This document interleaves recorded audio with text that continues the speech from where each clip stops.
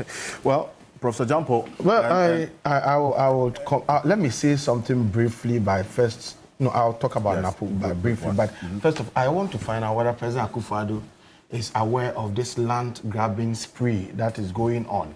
And if he's not aware, if he's not aware, because I mean, despite everything, despite everything, I still do not think that such a person like President Akufo-Addo should be aware of this effort at virtually selling the whole of the country to appointees or people belonging to the MPP, and then people fronting for them to themselves, and then he would be quiet. So I'm wondering whether he's beyond MPP. He stretches back. Well, to all the but the other bit is also that I want to say, you see, whilst we were saying this, some people have said that, but the NDC did same. Yeah, but we shouldn't equalize. No, that's what I'm saying. That's what I'm saying. That let us as a people learn to copy from best practices. Okay. It was because of some of these things that they were doing that we didn't like, and we voted against them. We all go to church. Most of us go to church. 3 John chapter 1, verse 11a. 3 John chapter 1, verse 11a. He said, copy from the best practices. And so let us stop these bogus practices of saying... What's the memory verse again? I said 3 John chapter 1, verse 11a. Copy from the best practices. This bogus practice of always saying, but these people also did it, and so why are we not being allowed to do it? Doesn't help. Exactly. Now, fast track to talk about Napo. The president cannot not know. He cannot not know. Yes, because all public lands are vested in him on behalf of the people. But sometimes you see he's an old man. He's certain. He should resign. He should resign. Let's go. Well, on Napo, you see, commenting about Napo sometimes is difficult for somebody like me. Okay, I sometimes want to be very calm. I want to be very diplomatic, but the more I try, the more I'm not able to be so. I'm a very forthright person. I cannot see what is right and to pretend about it. I say it bluntly, okay? And so sometimes I see that he does, that's who he is. And oftentimes it is difficult for people to draw a line between who is being brutally frank and honest and assertive from who is being arrogant. And you see, the difference between me and him is that I'm an academic. And so when if you draw my attention, I would sit up. Okay, so I was expecting that, given the comments that Ghanaians had made prior to his inauguration, he would have, and then given what even Otumfuo said moments before he spoke, he would have tempered his utterances with some caution. He didn't do that. We all saw what happened. You see, he has apologized. Unlike Martin, who doesn't want to place any premium on the apology, I think that if he's apologized, I think the fact that he's apologized and the public revulsion against whatever he did should, going forward, serve as a guide in how he speaks. Now, I want to listen to the complementarity role that he's supposed to play to help to Bawumia to break the 8. I want to listen. I want the election to be a healthy contest of ideas. So what is he bringing on board? That is what I want to interrogate. If he's apologized, as far as I'm concerned, I think let's move on. And then, unfortunate thing is that now, every now you are going to make a pronouncement, people will be all yes and be listening to you. And so what has happened should serve as a guide for him and let him go on. Let him articulate his own role that he wants to play. And if the party's strategy is to appeal or arouse their own support base and disregard floating voters and disregard what would also help in them reaching out to the others across the political divide, I mean, so be it. But I've always said that the outcome of the 2024 elections have already been decided in the hearts and in the minds of Ghanaians.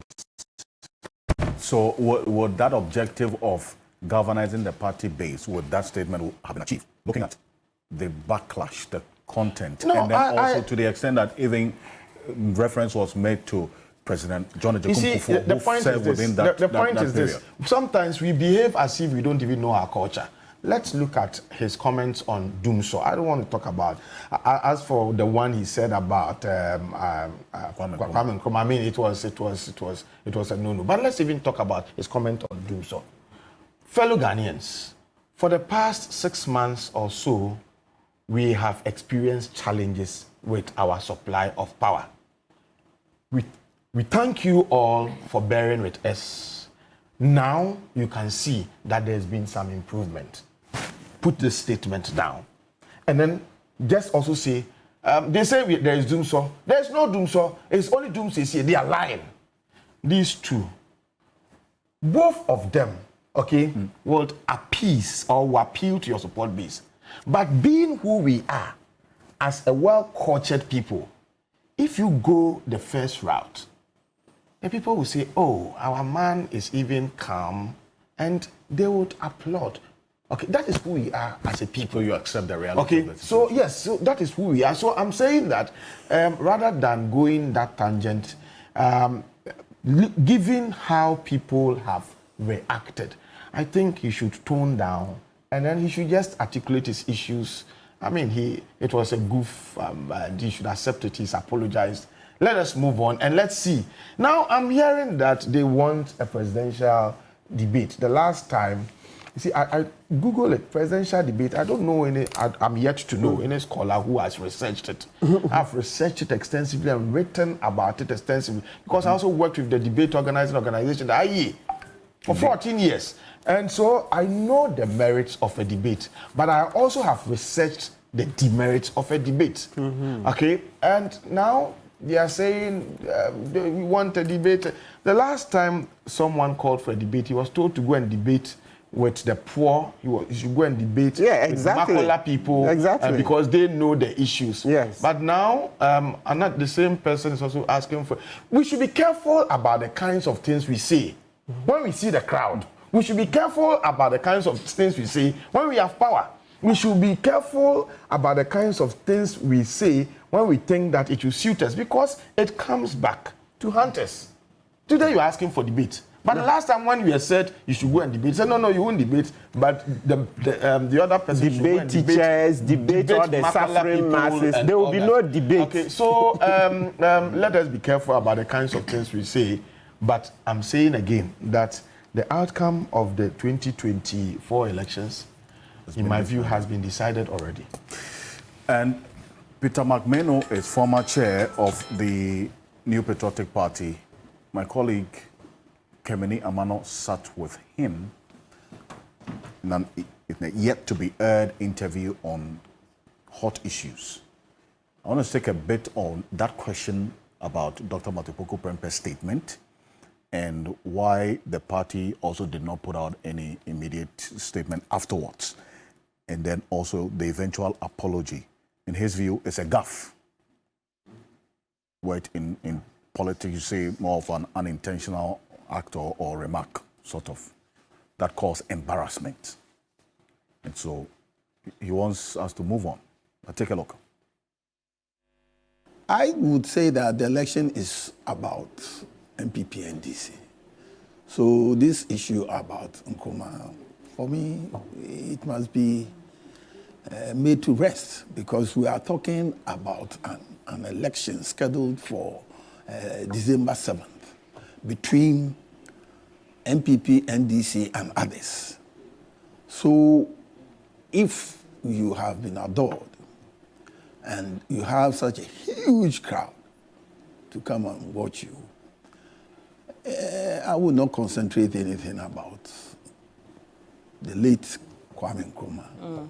I would rather concentrate on my competitors. I mean, you call it a gaffe, but there are people who think that, listen, this is only testimony to how the NPP views Dr. Kwame Nkrumah. I am saying that on political platforms, many things happen, and it has happened to many politicians.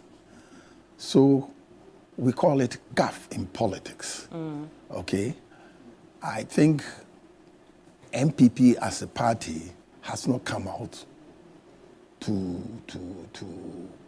say anything about this. Because for MPP, it's a competition between the New Patriotic Party, the NDC, and others. I don't think this will have any major effect on MPP's standing in the upcoming elections. It's an election that we are well prepared for now up to 7 December. And I keep saying that in election, if you are picking, you must pick up to the D-Day. And 1 week can even make the difference.